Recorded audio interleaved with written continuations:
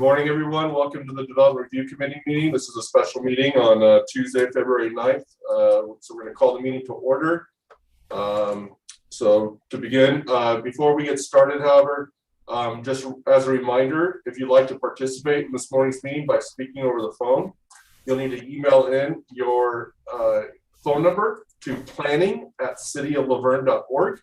That way we can call you on the phone so you can participate when we get to public comment.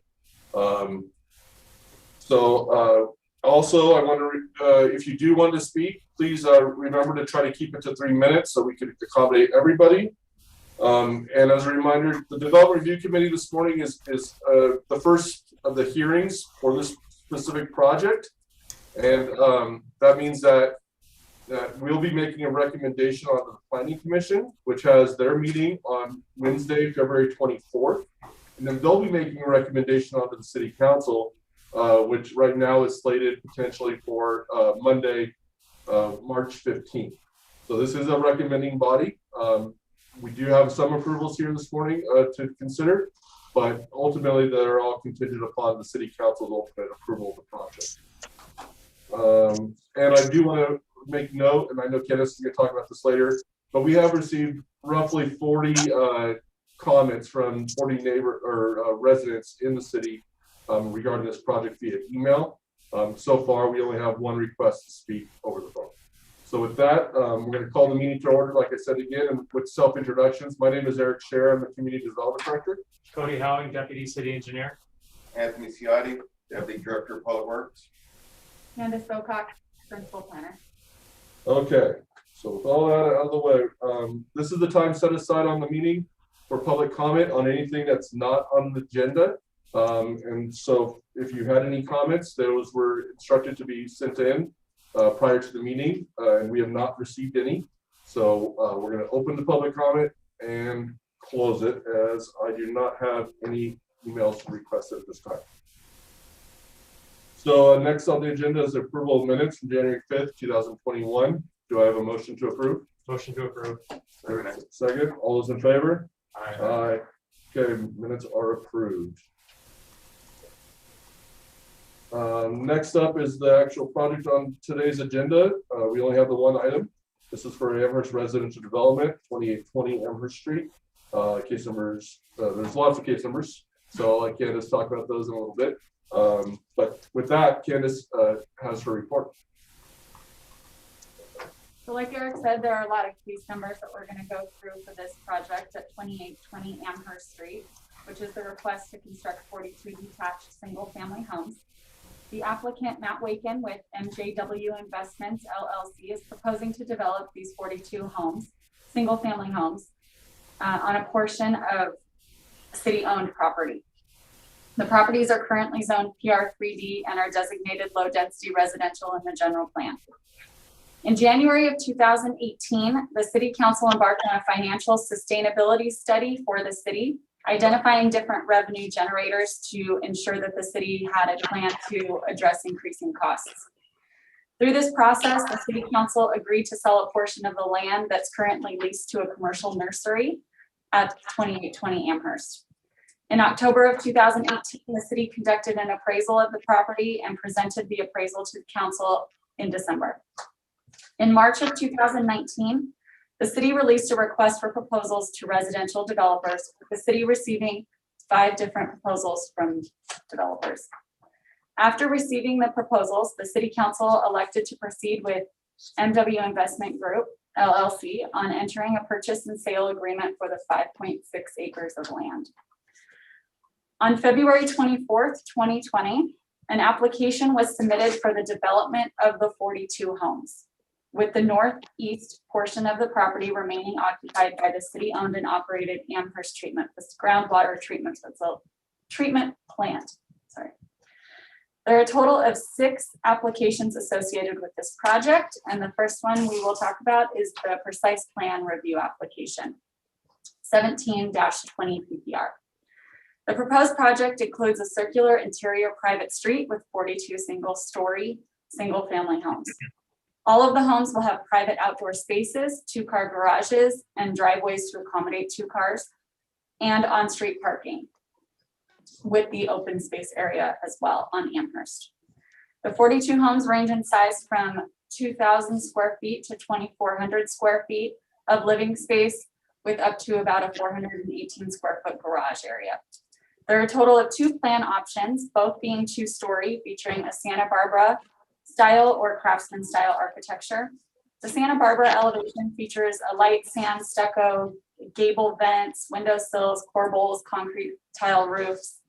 The craftsman style home will feature a light sand stucco, vertical board bat on the side windows, gable ends, tapered columns with masonry base, and composite horizontal siding. The site plans can be seen in attachment B of this report. Plan 1 will be 2,000 square feet, featuring 3 bedrooms, a loft, and 2.5 baths. Plan 2 is about 2,400 square feet with 4 bedrooms and a loft and 3 bathrooms. Enhanced elevations are conditioned for the homes visible from the street or any common areas, and will include additional architectural features more similar to the front elevation. The colored elevations can be seen in attachment C of this report. Like I said before, there's also going to be a park provided at the north end of the project on Amherst Street. The proposed park is going to be about 13,000 square feet in size and maintained by the homeowners association, but there will be access to the public. The site plan for the park will be conditioned to be submitted to the planning department for review and approval before the issuance of any building permits. The perimeter wall surrounding the development will be blocked. There's also a grade difference of about 3 feet from the adjacent properties. Therefore, a retaining wall will be needed to modify the existing grade and the fencing. To modify the existing grade. The fencing between the homes will also be no taller than 6 feet and could be wood, vinyl, or block. Per the City of Laverne Municipal Code, single-family residential development does not require provided guest parking. However, the project's design allows for 4 parking spots on the site, 2 in the garage, 2 in the driveway, as well as on-street parking. The on-street parking provides for about 40 additional parking spaces and is consistent with the adjacent single-family neighborhood. Both streets that dead into the city's water treatment facility will be gated and used for deliveries about once a week to the water treatment facility and for emergency access vehicles. The fire department and public works department will require access to both of these gates. The next application is the tree removal application 11-21TR. There is one significant tree located on the site that's identified as a 42-inch caliper deodar cedar. According to the Laverne Municipal Code, this tree is defined as a significant and is protected tree. The tree is in the location on the site where it cannot be preserved, and the applicant is requesting the removal of it. The applicant has demonstrated that the retention of this tree prevents reasonable use and enjoyment of the property. With this proposed housing development, new residents will be able to enjoy the newly planted trees and landscaping in a productive way for this property. The tree to be removed has a caliper width of 42 inches, therefore would be required to be replaced with 4 60-inch box trees. According to the draft environmental report, a mitigation measure was added regarding the required replacement, and it requires 4 60-inch minimum box trees to be replaced, unless further determination by the DRC is considered. The applicant is requesting that instead of the 4 60-inch box trees, that the DRC approve the replacement size of 4 36 to 48-inch box trees to ensure a better chance of survival. The trees will be replaced on site, likely in the open space park area. The replacement location will be required to be approved by the planning department and landscape architect prior to the building permit approval. The DRC is being asked to determine that this replacement is appropriate in view of the goals of this chapter, and that the replacement will be adding 4 new significant sized trees. The next application is the specific plan and the zone change, 146-15 SP and 2020 ZC. The project is currently zoned planned residential, 3 detached units per acre. The applicant has proposed that the site be rezoned for a new specific plan called the Amherst specific plan, which would permit medium density residential 8 units, up to 8 units per acre. The proposed specific plan design standards would help ensure that residential dwellings constructed would be compatible with the adjacent land uses. The chart located in the staff report and from the specific plan can be seen below or in the staff report, sorry, and goes through all of the development standards. It has the maximum number of units, minimum lot size area, square footage of the homes, maximum building height, 30 feet, and the setbacks, which include the 25 to the front, interior side setbacks, a minimum of 5 feet, front setbacks of 12, not including the driveway. The driveway also has its own standards of 20 feet to ensure that cars can park in the driveways. Staff recommends that the DRC recommend approval of this specific plan, which is attachment D, to the Planning Commission and the City Council. The next application is the General Plan Amendment 19-20 GPA. The General Plan currently designates the site as low density residential, which is 0 to 5 units per acre. The applicant is proposing to amend the General Plan to redesignate the site as medium density residential, which allows for 0 to 10 units per acre to be consistent with the proposed specific plan. The proposed project is consistent with the applicable implementation measures listed in the land use element and the general plan. Although the proposed project would require a general plan amendment, it would be consistent with the land use element policy 3.5 and implementation measures. These policies and measures encourage creative developments that provide self-contained neighborhoods with walking distance of goods and services while also ensuring compatibility with the adjacent residential uses. The proposed residential dwellings would be less than 1 mile walking distance of the existing commercial uses located on Foothill Boulevard. The change to medium density residential is also consistent with the immediately adjacent properties to the east and south, which is the mobile home park, which also have a medium density designation. The staff recommends that the DRC recommend approval of the general plan amendment to the Planning Commission and City Council. The next application is the vesting tentative tract map, number 73560, case number 18-20 TTM.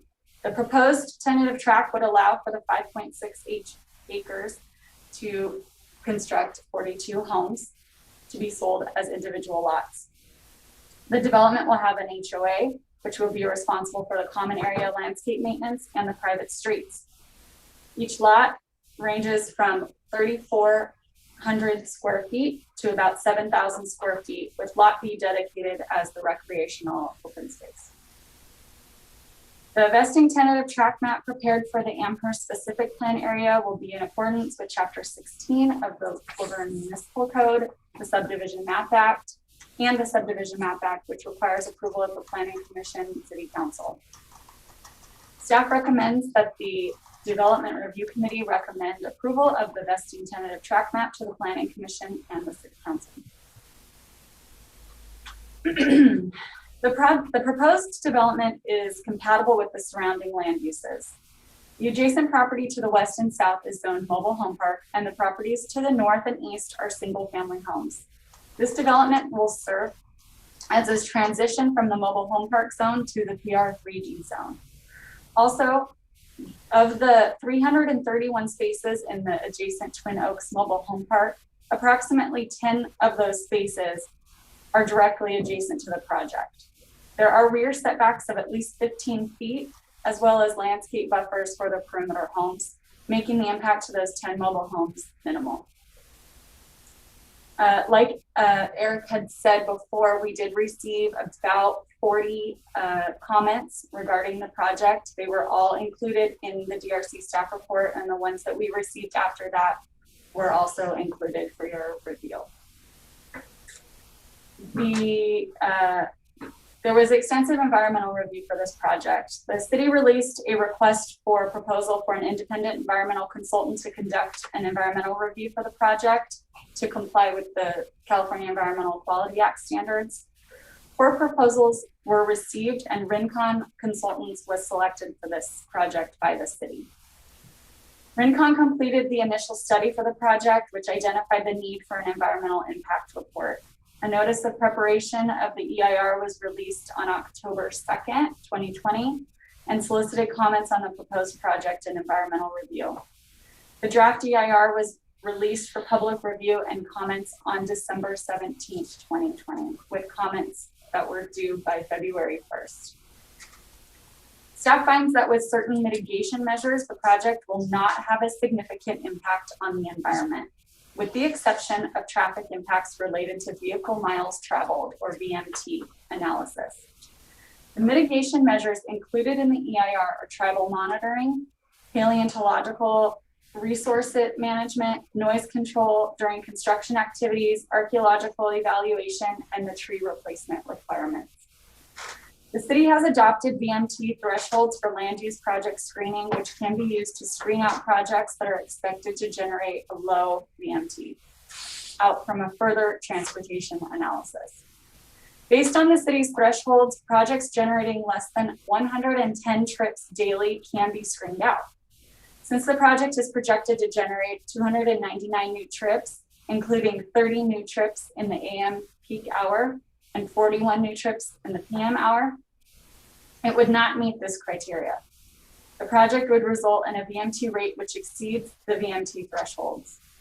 The impacts would not be mitigatable to less than significant. Therefore, the project would result in significant and unavoidable impacts associated to the VMT analysis standards. However, with that being said, the city of Laverne has historically used level of service, which is LOS, to determine traffic impacts. The roadway capacity and operation, including LOS, is no longer a consideration for determination of significance and mitigation under CEQA.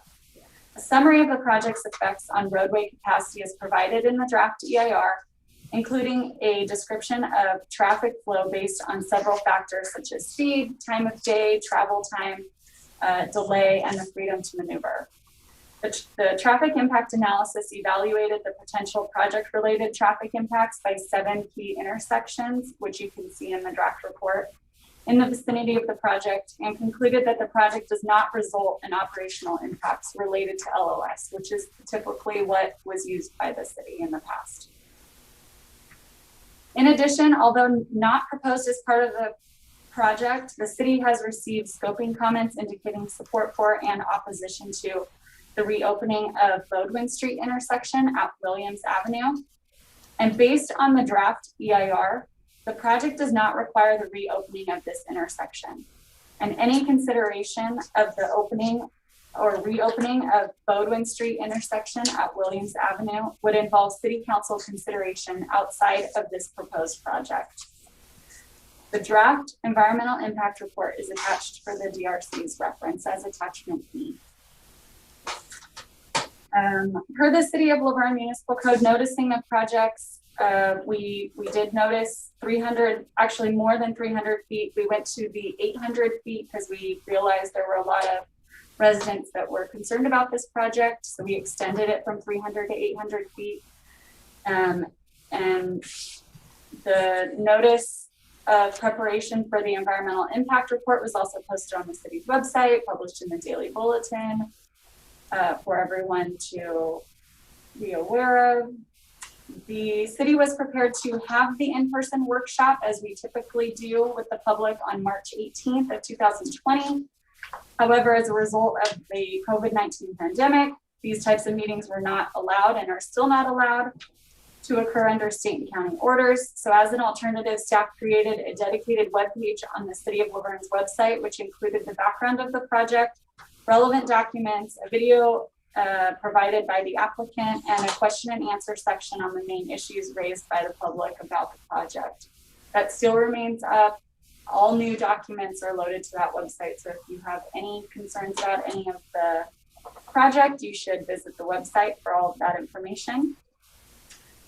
Staff received comments regarding the project during the EIR comment period, and the consultant is in the process of preparing a response to comments for those. The response to comments will be included with the Planning Commission and City Council reports for their review. Staff presented the DRC the draft Planning Commission resolutions for this project yesterday, and they are now an attachment to this report. With all of that said, staff recommends that the DRC approve case number 17-20 PPR and case number 11-21 TR based on the staff report and the attached conditions of approval, contingent on the Planning Commission and City Council approvals of 20-20 ZC, 109-20 SP, 19-20 GPA, and 18-20 TTM. Staff recommends that the DRC, and with that, that is the recommendation. Thank you, Candace, for your report. Before we get to committee member questions, we do have one request to speak on this item, so Candace is going to call them. And again, we ask that you try to keep it brief. If you're watching on live stream on YouTube, please mute YouTube, as there will be a delay and an echo effect.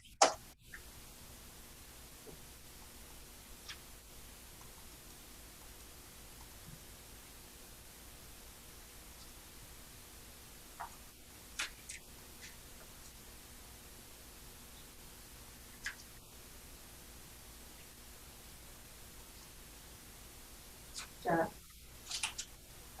are you there? Okay, Make I'm sure gonna you go. Make sure you mute this. Yeah, make sure that we can't hear the YouTube, and then I'm gonna go ahead and put you on speaker right now. Okay. Okay. Here you go.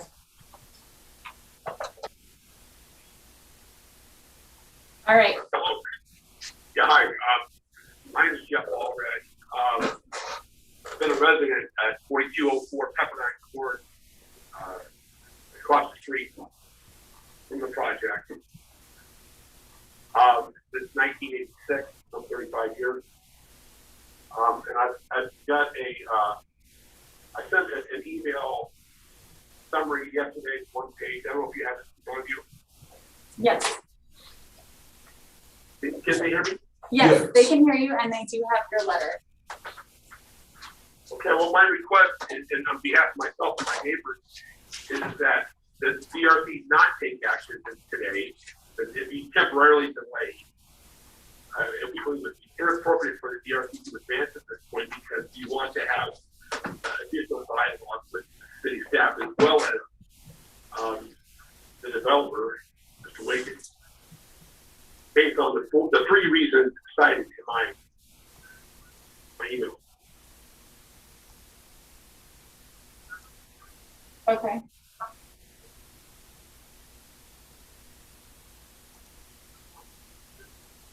Is that the conclusion of your comments, Jeff? Well, I'd like to, just point out again, you have my email yesterday in front of you with 3 points. Yes. Yes. So, again, the request is for the DRC to delay action on a temporary basis until additional input is received by residents through dialogue with the developer and city staff, based on those 3 points in my email. Okay. All right. Thank you for your Thank you. comments. Okay. Bye. Okay, just want to confirm that we don't have any other requests. Again, the email was planning@cityofLavergne.org. We mentioned that at the beginning of the meeting. And so far, we have not received any other requests to speak on this item. This isn't officially a public hearing, but we obviously allow public comment. It is a public meeting. And again, all the emails that were received are part of the record and part of this packet that the Development Review Committee members have had a chance to review and read. So your comments have been heard and read by this committee and will be heard and read by the Planning Commission City Council members as well, including any future comments that are received. With that, before we get to committee member questions or comments, would the applicant like to say anything? Sure, I would. First off, Candace, thank you very much for a great presentation. And Eric, thank you for all the work you've done on this project. We've been working on this project for over 15 months. We feel we've worked in lockstep and unison with the city planning, engineering departments, and staff to the extent that we can design a project that is going to be a wonderful addition to this community. We're excited about this project. We've reviewed the conditions of approval for the project. We provided a few comments, but for the most part, we're in agreement with all of the conditions that staff has placed on the project. And I have with me today, I have Art Alvarado with KTGY. I have Jim Kawamura with KHR Associates. He's a project civil engineer. And I have Peter Dwardy from StudioPad, who is the project landscape architect. So if anyone has any questions pertaining to the project's design elements, I've got my team here available to answer any questions you may have. But overall, we're very excited about the project. We feel it's going to be a great asset to the community. It's going to allow young families to come into this community and become a part of the community and to attend the schools and shop at the businesses, eat at the restaurants, and help Laverne continue to grow in the fashion that it always has, which is really good. So with that, I'll open it to any questions that anybody has. All right, before we get to that, I'd also like to mention that Christine Donahue is also on the line. She is from Rincon Consultants, who prepared the draft environmental impact report in case there's any questions on the environmental document this morning. Good morning, Christine. Hi. All right, so do we have questions, comments from committee members?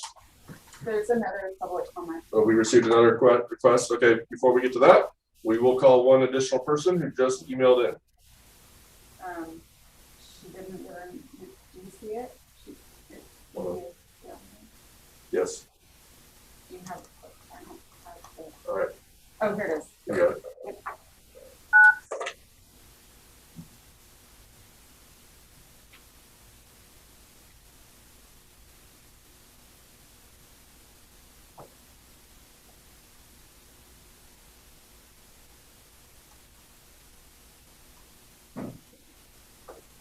Hi, Cynthia, it's Candace. Okay, all right, I'm gonna put you on speaker and then you're gonna be ready for your public comment. All right, okay, here you go. Okay, ready. Okay, I hear everybody. Good morning, this is Cynthia Gavaldone. I live at 2529 Amherst Street. The point of my comment is in two parts, in that there are many residents who wanted to participate today, but they are at work right now, and they're not able to call in. One, and two, we really need a public meeting. We really do. And then three, as you go through the analysis of the traffic, Amherst Street itself was never really looked at. There's multiple items that were missed. The LDS Church for one, traffic loads from Lutheran High School, and then also the cross traffic which comes up Gary to Smith to Williams to Amherst. And then lastly, there is still a situation in the neighborhood concerning the density of this project and if real true impact it's going to have on us there. There's only 25 homes that have addresses on an Amherst. This project is almost double the existing number of homes in that neighborhood. And between this, the Laverne Village, and then still having Bowdoin closed, this is just unconscionable that the street of Amherst is just being so degraded by this traffic level. And we in the neighborhood want this to be stopped. You need to put the CRC on hold, just like Mr. Allard said, and we need to have a chance to have a meeting. That's what we're asking for. That's it. Okay, thank you. Thank you very much for your comment. Thank you. Bye. Okay, with Christine, can you just briefly talk about, was Amherst part of the traffic analysis that was done for the project? So The traffic analysis, there's a couple of different components to it. Candace has touched on quite a bit of it already. With respect to the VMT analysis, it doesn't really look at things the way the city has traditionally. So the city also included a capacity analysis, the level of service analysis. And that focused predominantly on intersection operation. However, the traffic study does address the volume of traffic with and without the project within the city's circulation system. And that included the segments of Amherst. So yeah, it's absolutely included in the traffic impact assessment. And you know, what the traffic impact assessment looks at, it doesn't look at the number of houses on Amherst. It looks at the volume of traffic, on the existing volume of traffic, and then what the project would add.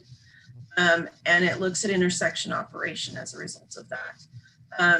And, you know, you do have two very poorly operating intersections out there. Because the volume of traffic and you already have a poor LOS, the contribution of traffic by the project is really very negligible. The project would really not change. It's not really going to worsen the condition. You're going to continue to see, you know, an LOSF at those two poorly operating intersections. With respect to all of the other intersections, in the study area, there was no change in level of service at all. I can get more specific if you want, if you have questions about a particular intersection or segment. I can get more specific than that.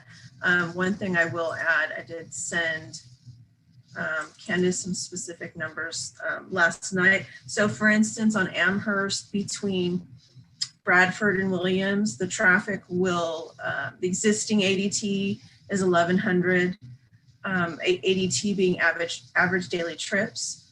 With the project, that will increase to 1,300. That's an 18% increase. Contrast that with Amherst from Fruit to Bradford, which has an existing volume of 2,000 average daily trips. And again, the project will add 200 to that. So 2,200 average daily trips. That is only a 10% increase. So the less existing traffic that you have on a segment, the smaller percent increase, the greater percent increase you're going to see. So we're looking at 10% increase in the volume of traffic on Fruit to Bradford. Thank you. Could you also clarify, because I know there's been some questions raised on how a traffic analysis was done during the pandemic, and you know, with people not going to work and school, and how you address that issue with the study? Yes, so we did take traffic counts. We were hoping, you know, we actually delayed the traffic study quite a bit, hoping that things would reopen. Since things really haven't, we took a more analytical approach, and we did traffic counts, and then those traffic counts were compared with previous traffic counts that were taken pre-pandemic, and those numbers were all adjusted to emulate pre-pandemic, or not, I should say, non-pandemic conditions. So we are able to look at the circulation system as it would be operating normally, and then add those project trips onto it and evaluate what the impacts would be. Thank you. Appreciate that. Do committee members have any other questions for Christine on traffic or any other environmental issues while she's on? I don't. I don't have any questions. Okay, thank you, Christine. We're going to go to DRC comments now. Committee member comments. Cody, do you want to start? Sure, I have a quick question. It's probably directed to Candace. So up for a discussion and review is a specific plan modification or implementation here. Are there any projects similar to this specific plan that have been approved in the past, or are there any differences from this specific plan that are notable to those projects? I would say that the most similar would probably be Emerald Collection. Are you familiar with that project? Yes. The only difference is that this project has the on-street parking. That project does not, and the houses are probably slightly bigger. But that would be the most similar. And that was fairly recent too. And that was, yeah. Sure. Any other questions? No, that's really kind of the extent. I think the discussions resolved anything else that has been in my mind. So. Okay. Yeah, I have no questions. So, okay, I've got a couple comments, questions, modifications, conditions, etc. So bear with me here. So I just wanted to reiterate or have Candace, you had mentioned in your presentation, surrounding the project site is existing medium density residential with the mobile home, right? Yes. So this proposal to modify the existing zoning to, or the general plan designation to medium density, it's not out of the question because it is adjacent to existing medium density general plan designation. Correct. Okay. And then regarding the park, there were some concerns about the park, which were surprising to me, but the park will remain under private ownership of the homeowners association that's created with this project, correct? Yes. So in theory, but I understand that the developers will basically prepared to allow public use of that park from outside of the city, of the residents of the development. So it's basically not fenced in. Right. So anybody can utilize it. But as it's private property, if there were an issue with homeless or other people that were destroying it, the homeowners association would have the ability to basically make that a private area and no trespassing signs, et cetera, to be able to address that issue, correct? Yes. So I guess maybe just clarifying that in a condition of approval would be helpful to allow the HOA along with city consent, basically, to convert that to a private park if it was mutually desired, basically. Right, so if we have issues, and Matt, you don't have any issues with that, correct? No issues. So that way we could address those concerns. If that happens to occur, then we have an ability to limit public access to that area, basically. And I want to reiterate, you mentioned the on-street parking and the difference between Emerald Collection as well. This street is designed to a normal city residential street capacity and width, right? Correct, Anthony? That's correct. So if it is a private street, privately maintained by the homeowners association, but the way it's designed is actually the same as if this was a public street that was provided in any of the surrounding residential neighborhoods, correct? That is. All right. Which would allow the on-street parking on both sides of the street. Conditions of approval, though, do restrict overnight parking on the street, similar to what we have on public streets, correct, Candace? Yes. So it'll still, so in all sense of the way, it'll function as a city street, just not maintained by the city. Correct. And liability issues, basically. Yes. All right. So I know that Mr. Allred had asked for more time and Ms. Gavadon as well.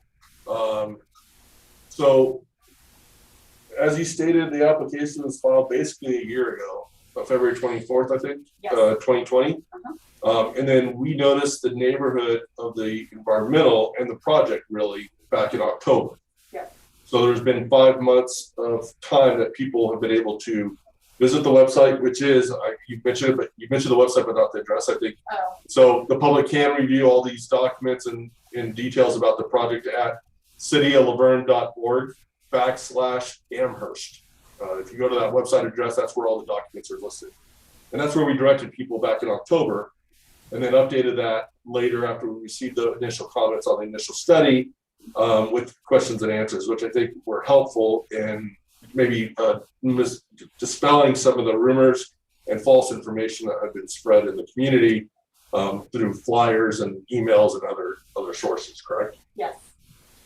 So I feel that since October 2nd till now, we've been accepting comments and we've received over 40 of them.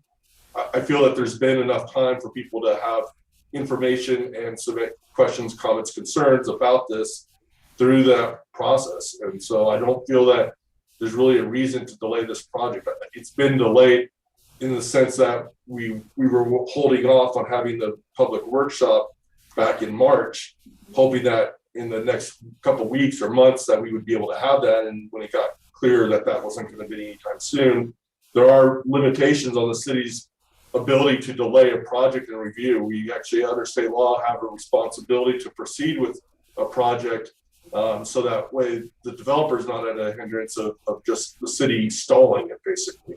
So I think that we've worked in cooperation with the developer to address this, obviously, once in a lifetime situation, the best we can and the best we're able to do so. So I think that, and people are going to continue to have the ability to comment on this project up until the planning commission meeting and at the planning commission meeting, as well as at the city council meeting. So planning commission meeting is scheduled today for Wednesday, February 24th, 6:30 p.m. It'll be live streamed just like this. People will have the opportunity to call in and submit their comments either via email or live during the meeting. And all up to the city council's ultimate decision on this project, which right now is tentatively scheduled for March 15th, provided that the planning commission doesn't continue their meeting on the 24th, correct? Right. So again, plenty of time, and we'll be up nearly 6 months of public comment of providing information about this project. Okay. So you also mentioned we received several comments both for and against reopening of Bodwin and Williams. And we've known that that's been a topic that this neighborhood has been concerned with since basically the freeway reopened nearly 20 years ago. And the city council has looked at that issue in the past. And right now, because of this project, not that this project makes a difference to that reopening, but because of the noticing and there's a new development in the neighborhood, basically, the city council is expected to make a determination if they want to study this issue further, correct? Yes. And that's prepared to go to the city council on March 1st, correct?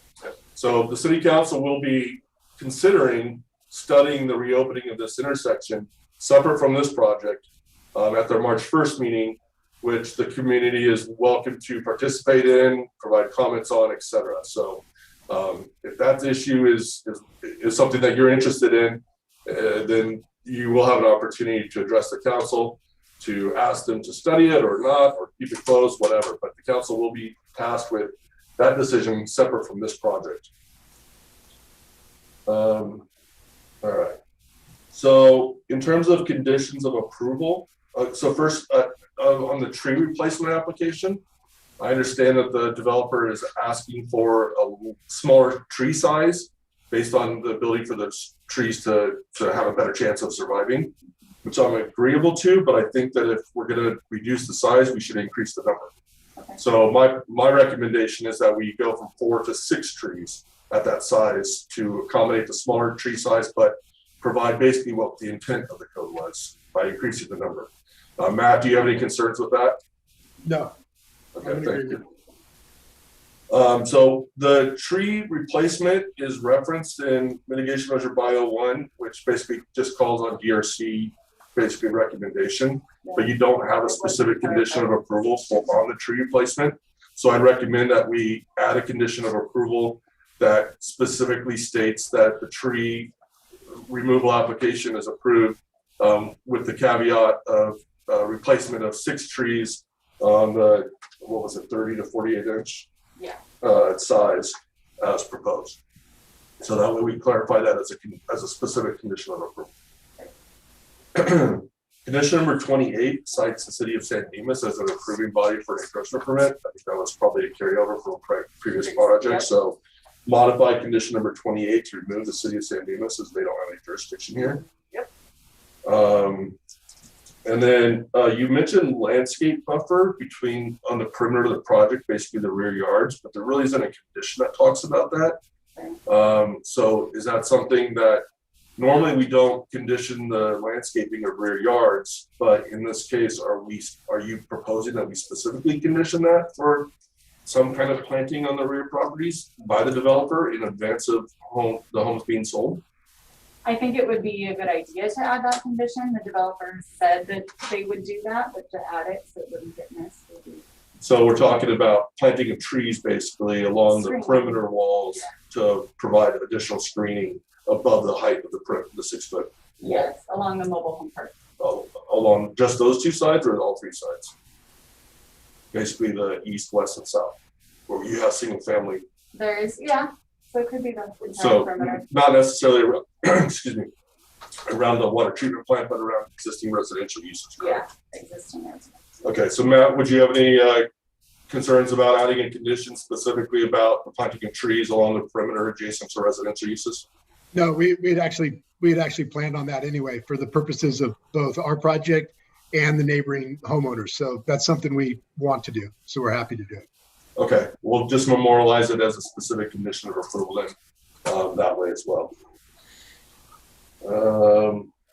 And then Jessica is on the line as well, Deputy Fire Marshal. Jessica, did you have any comments? I'm sorry, I kind of skipped you. Well, actually, Candace already touched on it, saying that it was going to be in the project. So, What was your concern? just with the emergency egress of that north-south gate area. Right, into the water treatment area, so that way there's basically a second point of access from the neighborhood to Yeah. access Amherst if there was an emergency, basically at the main driveway. Yeah, so we can have clear access to get out because, Candace, I believe Chief Russell spoke to you about it the other day. And he was concerned. I thought we had already had it in the project, but was concerned that he saw something that it looked like it was just a solid wall. But so I just wanted to verify that it was going to be emergency access gate. Manual's fine, obviously. We don't need it to be motorized. And locked is also fine. So as Yeah. long as that's included in the project, I think we're good. Plus all of our other fire, water and sprinklers, all that good stuff. Yes, those are in there. And the emergency access was a specific condition of approval. I believe when she was reading them off, you mentioned it today, Candace. Let's just, for the sake of the meeting, let's ensure that there's a condition of approval that allows that both the northernmost east-west street and the eastern north-south street both have gate access into the water treatment facility for access purposes. Yeah, I know think there's- we like the north-south gate, and I think Public Works wanted that other gate, so. Right, I believe there's a delivery that occurs there once a week, Anthony, that is required to have that access for their deliveries, so. Right, and that one's not gonna really work for us, so we needed the north-south gate. Right, so both of them will be in there. We'll make sure there's a condition that specifically references that. I see what your, or Chief Russell noticed, Matt or Jim maybe, on the track map, it does look like there's a curb line, south of the property line. There is a call out that there's an access gate in text, but if you look at the curb drawing, it looks like there is a curb with a small planter, which would not allow vehicle access. So there's a little discrepancy, and I think that's what Chief Russell noticed, to where I would just make sure that we modify the track map to remove that curb line so that it is clear that the street goes all the way to the property line in a future gate, such as it is on the east-west street. Yeah, this is Jim Kawamura. Can you hear me? Yes, Okay, yes.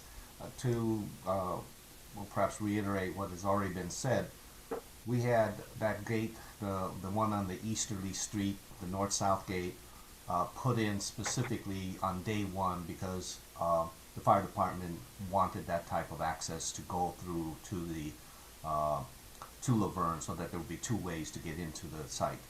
So we had that from day one, and I'm not sure whether there's any type of curb there, but it was always intended to be basically a driveway apron. The gate is, I believe, 20 feet wide, if not wider, to provide access in both directions.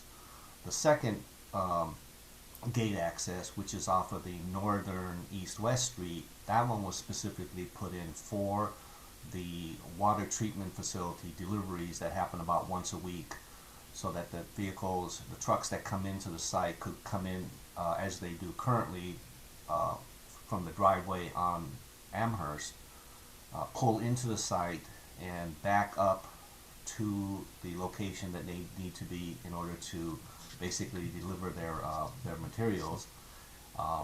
And then when they exit, rather than have them try to maneuver and go directly back out to Amherst using the same driveway, we made it convenient by putting a gate through that east-west street so they can circulate through the development and out to Amherst. I think I would prefer that actually not occur, that to the extent feasible, that the trucks would just access the existing driveway on the remainder lot, just so we don't have those trucks going to the neighborhood on a weekly basis, to the extent possible. So, I mean, that's obviously city operation, so we can control how that works. But my direction to Public Works Department is to try to make sure we minimize the amount of disruption to the neighborhood with those truck deliveries. And that would be fine with us. We did use truck templates representing both the what we call the super tanker type vehicle for the water treatment facility, as well as we didn't use, I didn't know whether or not Laverne had a specific fire template, truck template, but we used the LA County Fire Department's pumper truck template to make sure all circulation within the site, that they able to turn all the corners on the site. We have that actually on a plan. I don't believe it's on the tentative track map, but we can plot it on there if you would like. Okay, thank you, Jim. Those are the extent of my comments. So back to the developer, Matt, do you have anything else you want to follow up on before we get to a motion here? I don't. Thank you very much. Okay, with that, do I have a motion to approve case number 1720 PPR and case number 1121 TR with the recommendation onto the Planning Commission and City Council for the approval of case numbers 20-20 ZC, 109-20 SP, 19-20 GPA, and 18-20 TTM? So moved. With the modified conditions With the as modified conditions. suggested? Yes. I'll second it. All those in favor? Aye. All right, you got our approval, 3-0, and now you're on to the Planning Commission. Thank you very much. Thank you. Good. All right, that is the extent of our items on today's agenda. So with that, we are adjourning this meeting to the next regular Development Review Committee meeting on Tuesday, March 2nd, 2021, which will be hosted on the same website, cityoflaverne.org/stream. Thank you, everybody. Have a good morning. Thank you.